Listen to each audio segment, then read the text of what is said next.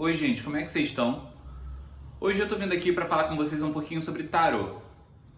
Só que para eu falar com vocês um pouquinho sobre tarô, eu vou ter que falar com vocês um pouco sobre a história, vou ter que falar com vocês um pouco sobre a estrutura, vou ter que falar um pouco com vocês sobre a minha perspectiva em relação ao tarô e como funciona uma sessão de tarô para mim e comigo.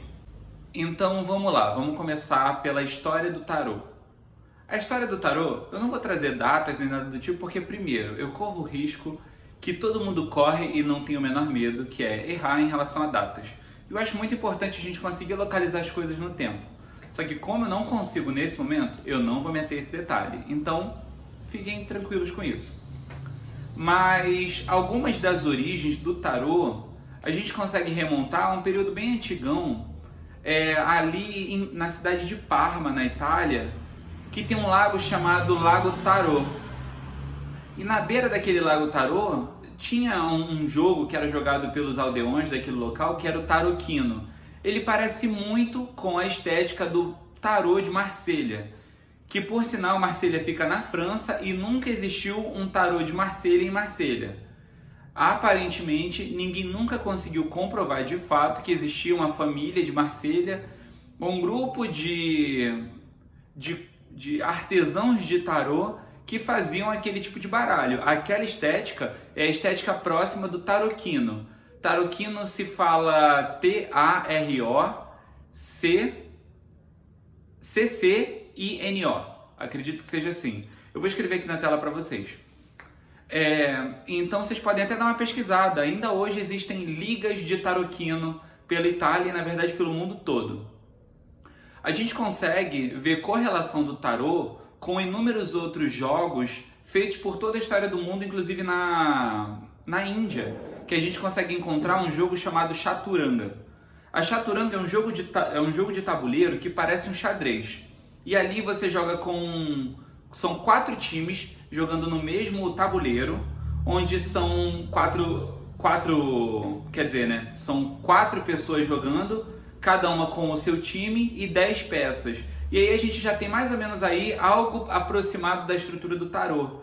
Porque essa chaturanga, né, são 4 times, o que a gente pode jogar para o tarô e falar que são 4 naipes, e que quando a gente joga para Cabala, a gente fala de Iod, Re, Val, Re, né? E aí esse time, cada um dos times tem 10 peças. E essas 10 peças, praticamente a gente poderia dizer que são as numerações, né, de As a 10. O que é legal também dizer é que você que nunca esbarrou com tarô, que esse baralho aí que você utiliza, né, que tem o Coringa, que tem a Rainha, que tem o Valete, tudo isso veio do tarô. Acontece que com o tempo, os arcanos maiores, que são do arcano 0 ao arcano 22, ou dependendo do período histórico, do arcano 1 ao arcano... peraí que eu me embolei. Do arcano 0 ao arcano 21, ou do arcano 1 ao arcano 22. Porque aquele papo todo que o Eliphas Levi teve, né, de enumerar diferente as cartas de tarô porque ele tinha um segredo arcano, era caô. Aquilo ali era simplesmente uma numeração diferente dos arcanos maiores de 1 a 22 e não de 0 a 21 como a gente tem hoje, tá? Mas isso aí já é uma outra parte que eu não sei se vai caber nesse vídeo. Mas uma coisa que a gente pode ter certeza é que o tarô, ele vem de muito antigo, assim, sabe? O tarô, na verdade, em determinado momento, ele não tinha numerações nas cartas. E existiam várias famílias que construíam seus tarôs, né? Os tarôs eram como seus cartões de visita, né? Ou como uma expressão das suas famílias.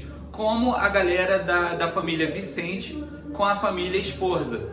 Que fala-se que as cartas do tarô Vicente e Sforza são cartas que contam a história de uma união entre duas famílias. Inclusive, a carta da força, que é uma mulher lutando contra um leão, conta também uma parte da história em que a princesa de Vicente, a princesa de Sforza, estava indo até o seu cônjuge e lá eles se encontraram, né? Só que no meio disso tudo, a campanha dela, né, a galera que acompanhava ela, foi atacada por um leão. Esquisito pra cacete, que naquelas áreas ali da Europa ali não tem aquele tipo de leão. Mas aí ela era atacada por um leão e aí ela era a única pessoa que sobrevivia ao ataque do leão. Mas aí também a gente já sabe que pode ser mais um mito, porque eu não acredito muito que isso rolou, mas eu acredito que seja mais um mito para enriquecer a família e ficou. Tanto que, na verdade, o tarô, ele acompanha os períodos históricos, né? Porque o tarô de Marselha, que por sinal não foi feito em Marselha, ele é falado muito como um tarô da época da praga, né? Da peste negra. E o que era a peste, né? Ela é representada dentro dos 4 cavaleiros do Apocalipse como uma caveira, né? Que carrega uma foice, né? A foice de Saturno. E aí, aquela morte ali, ela é o cavaleiro do Apocalipse da peste, né? Porque naquele período, a peste apontava como se fosse um desígnio do fim do mundo, como se fosse o cavaleiro do Apocalipse, peste, que estivesse passando na Terra naquele momento. Então já era algo que falava inclusive do fim do mundo, porque a gente vê no próprio baralho a carta do julgamento, que é o anjo, né, Hiru, aparecendo e tocando a trombeta para levantar os mortos, né, da cova para o seu julgamento, né? Porque a Bíblia diz que os mortos morrem e ficam adormecidos até que Jesus volte, que os anjos apareçam, toquem as trombetas e eles se levantem para o seu julgamento. Então fica geral lá no stand-by, na cova, dormindo pra cacete. E aí a gente tem um passar do tempo dentro do tarô e cada pessoa vai desenvolvendo o seu, cada família vai desenvolvendo o seu e os métodos de divinação vão se alterando. A princípio o tarô não era exatamente um método de divinação, não era um método de descoberta de nada, porque a estrutura do tarô em si ainda era muito indefinida, mas existiam várias mancias com baralho, né? Existiam várias cartomancias por aí, isso existiam muito. Tanto que, se não me engano, o Eliphas Levi é contemporâneo de Madame Lenormand. E aí cada um tá no seu canto fazendo um negócio diferente, cada um prestando serviço aí para quem gosta mais de puxa-saco. Mas a gente vê, por exemplo, o Aliette, né, que é o Eteila do tarô de Eteila, sendo criticado pelo Eliphas Levi, porque o Aliette ele jogava tarô ganhando dinheiro e o Eliphas Levi não. Então essa disputa besta e babaca de gente que cobra e gente que não cobra, falando que um pode, que o outro não pode, isso aí já existe há muito tempo. Então você aí, inclusive, que está começando a jogar tarô, não se influencia por isso, porque gente babaca tem dos dois lados, inclusive você pode ser uma pessoa babaca. Mas vamos lá, já falei um pouco da história, né? E é importante eu falar do Eliphas Levi, porque o Eliphas tem um livro chamado Dogma e Ritual de Alta Magia, que foi o primeiro livro cara de pau o suficiente para associar Cabala com os arcanos maiores e com magia. Ao mesmo tempo, tá? Já existia livro que falava de Cabala e magia, já existia livro que falava de tarô e magia, mas associar Cabala, tarô e magia no mesmo, o Dogma e Ritual da Alta Magia, eu acredito que tenha sido o primeiro. Inclusive eu vou deixar o download para ele aqui na descrição, tá? Se você quiser conhecer esse livro. E aí, bem, a gente vai chegando e tal, vai passando por isso aí, e aí a gente chega num momento em que a gente começa a associar, né? A gente começa a associar tarô com Cabala e tal, e é importante que eu diga para vocês, não precisa saber de Cabala para jogar tarô, e não precisa de tarô para saber da Cabala, mas o tarô, ele é uma linguagem, tá? E o papel da linguagem é a comunicação. E como o tarô, ele se comunica através da imagem, a imagem ela é interpretada por cada um à sua maneira. Claro, existem tecnicamente 2 escolas de tarô, né? A galera dos simbolistas, que adquirem a resposta de um significado e ficam com aquele e trabalham a nível de equações matemáticas, né? Onde 1 mais 1 é igual a 2. Então toda vez que a carta da morte com a carta da estrela sai, ela tem esse significado. E aí tem a galera intuitiva ou a galera do tarô que em alguns momentos são chamados de ocultista. Porque fazem, né, aquele famoso misto quente de colocar significado em cima de significado em cima de significado, até que você tenha uma exploração máxima do significado de cada carta, e aí nem sempre que a carta da morte com a carta da estrela sair vai ser o mesmo significado, porque vai depender muito da intuição do tarólogo, junto com o vocabulário extenso ou curto que ele tenha. Então é por isso, inclusive, que quando eu falo sobre estudar tarô, eu acho muito importante que a gente se atenha ao fato de estudar muito bem os princípios da sua intuição e se valorizar ao ponto de valorizar a sua própria intuição, porque valorizar a intuição é uma questão de autoestima. E fazendo isso, você parte para o estudo do tarô, porque no estudo do tarô você vai engordar o seu vocabulário o suficiente para conseguir ter mais percepções, né? Porque quanto mais exemplos você consegue dar, mais tangível a resposta você pode dar para o seu consulente. Então é isso, né? É intuição. No final das contas, tarô para mim ele se resume muito à utilização do tarô como comunicação a partir de uma interpretação intuitiva. Então, não importa no final das contas se você vai pegar e você vai estudar pra caramba o tarô e você sabe todos os significados das cartas. Às vezes, a carta que para você a todo momento se reforça através de símbolos, contando que ela é uma carta que fala sobre superação, porque na hora que você for tirar o seu tarô, às vezes vai falar que você não vai superar nada. E aí é isso, e é essa a resposta. E você fica com a primeira resposta que vem. Não fica tentando racionalizar muito. Porque uma coisa que a galera faz muito no tarô, quando não bota fé na sua própria intuição, é justamente pegar e tem a resposta da sua intuição e fala, ih, não, muita responsabilidade para mim, vou lá pro livro, tentar aprender alguma coisa com o livro, porque provavelmente aquele autor que já está morto sabe mais do que eu. E no final das contas, o que o autor falou sobre o símbolo é a interpretação dele, muito provavelmente também através da intuição dele, sobre a tiragem. Então você também não pode se apoiar muito sobre isso, sabe? E, bem, já falei um pouco sobre o histórico, né? E agora eu vou falar um pouco sobre a estrutura. A estrutura do tarô, um tarô, de fato, ele tem 78 cartas. Ele possui 4 naipes, divididos entre ouro, copas, espadas e paus. Ou então taças, discos, espadas e baquetas. E aí vão ter várias variações de acordo com o autor do tarô. Mas são sempre 4 naipes. Esses 4 naipes demonstram 4 emanações do tarô, né? Representadas pelos 4 elementos, terra, água, ar e fogo. E aí a gente vai passando, né, para outra divisão dentro do tarô, que são 22 arcanos maiores. Dependendo do autor, os arcanos maiores serão numerados de 0 a 21 ou de 1 a 22. Terão também os arcanos menores. Os arcanos menores, para mim, são de As a 10. E aí tem as cartas da corte. As cartas da corte geralmente são 4 personagens na carta da corte. Então, totalizando 16 cartas da corte, 4 por naipe. Então, dentro do tarô de Thoth, que é o que eu utilizo, nós temos o cavaleiro, a rainha, o príncipe e a princesa. Tá? E aí, tudo bem. Passando disso, a gente vai para os outros tarôs. Nos outros tarôs a gente vai ter valete e tudo mais. E lembrando, como eu falei lá no comecinho sobre o baralho que a galera joga, né, de carteado, o único arcano maior que se manteve foi justamente o louco, né, que se tornou o Joker ou o Coringa. E essa carta é muito interessante porque ela pode ser posta em qualquer canto, né? Ela é uma carta que substitui qualquer outra carta. Então, essa carta, é por isso que eu valorizo muito esse arcano como o arcano 0 e não como o arcano 22.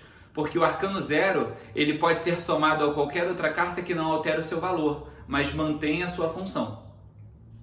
E tá bem, essa é a estrutura do tarô. Na minha opinião, qualquer tarô que tenha mais cartas ou menos cartas, ou que não tenha naipes, para mim é um outro baralho. Não perde sua validade, tá? Qualquer oráculo é válido, desde que a pessoa que vai manipulá-lo o manipule bem. E agora vamos falar sobre o que é o tarô, né? O tarô, ele é uma linguagem. E qual é o papel da linguagem? O papel da linguagem é comunicar, né? É interessante que a gente se lembre que não é sobre a gramática. A comunicação nunca é sobre a gramática. A comunicação é sempre sobre a mensagem a ser passada. Isso é bom a gente falar porque limita um pouco o preconceito linguístico em relação a qualquer outra coisa que você possa esbarrar por aí, tá? Mas, passando disso, é interessante também falar com vocês que o tarô, ele pode ser utilizado tanto para divinação, que é o que a gente costuma fazer dentro de uma sessão de tarô, e também de um modo iniciático. O tarô iniciático, ele te ensina coisas a partir dos significados e dos aprendizados a respeito das histórias que cada carta conta. Então, quando você vê a carta da morte, por exemplo, no tarô de Thoth, você entende ali que existe uma letra hebraica, e aquela letra hebraica ela te conta uma história, que em associação com a caveira te conta uma outra história, e aí você percebe que a caveira tem um chapéu que é de um outro deus, e aí quando você vai pesquisar sobre esse deus, em relação à caveira e em relação ao peixe, por exemplo, ou em relação ao escorpião, ela vai tendo outras nuances. E aí cada história vai fazendo com que você aprenda uma coisa diferente. Passando disso, a gente vai pro divinatório. Como o divinatório acontece? Hoje a gente tem várias perspectivas. Uma perspectiva junguiana, que entende que carta que saia, ela está relacionada sincronicamente, de uma forma bem sincronizada com aquilo que você precisa saber ou com aquilo que você manifesta do seu inconsciente, e aí o tarólogo interpreta aquilo dizendo que está associado com o seu inconsciente. E outras pessoas dizem que aquilo ali na verdade é algo espiritual, algo metafísico, que fala sobre uma mensagem do universo para você. Particularmente, para mim, no final das contas, não faz diferença. E particularmente o meu jogo fala sobre essas duas perspectivas, porque eu acredito que o maior erro do homem foi ter tentado separar o homem da natureza e ter tentado separar o consciente do inconsciente e o corpo do espírito.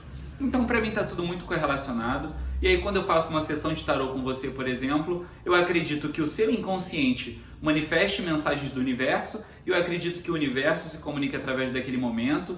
Então eu já não leio somente as cartas que saem.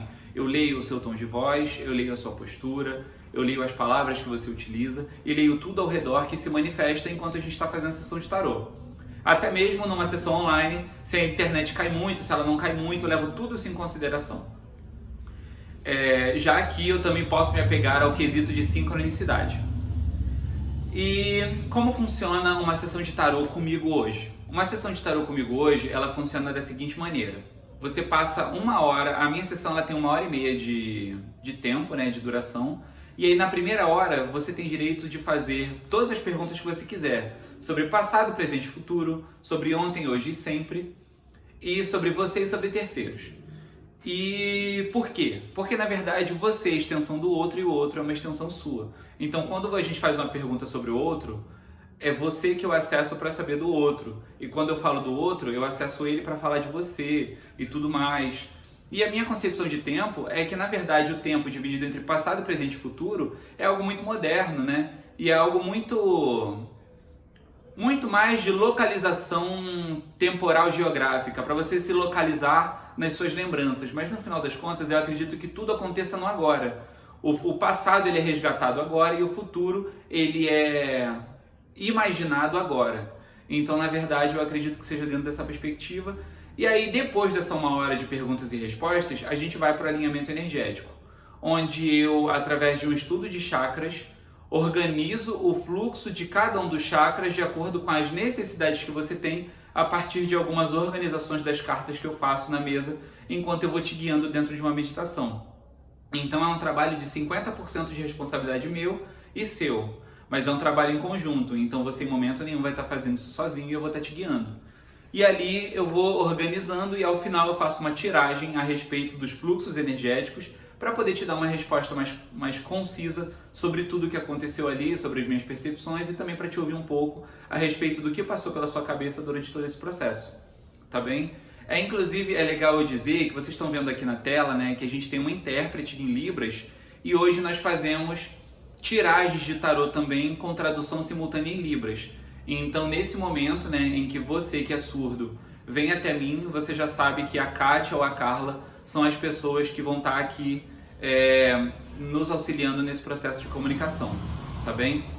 É isso que eu tinha para dizer para vocês. Vocês se interessando por consultas de tarô comigo, ou até mesmo para aprender tarô, aprender magia ou algo do tipo, entre em contato comigo aqui pelo localdesempre@gmail.com.